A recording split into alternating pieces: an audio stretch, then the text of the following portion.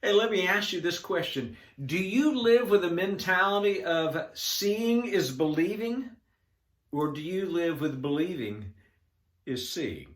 Hi, I'm Dr. Dan Milbrooks, and welcome to Bureau Blessings.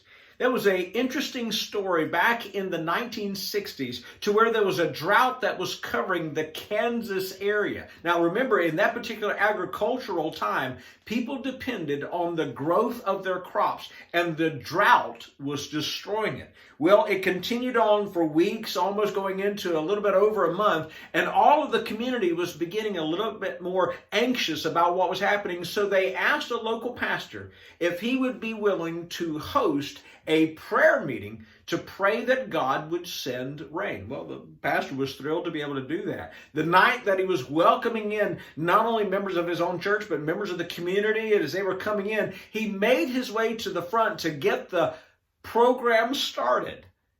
And it was a little girl off to his right-hand side as he was walking by that captured his attention. Well, it wasn't her angelic face or her bubbly personality. It was a fact that right next to her was a little red umbrella. And it finally struck him.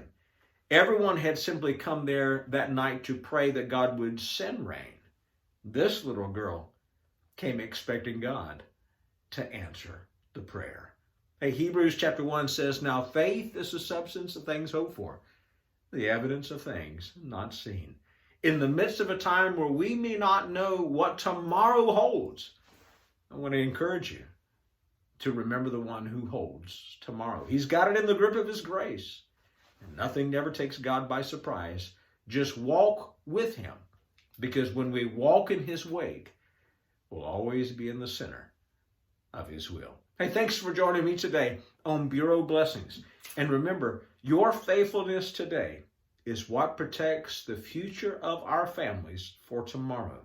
God bless you and all that you do for both community and our country.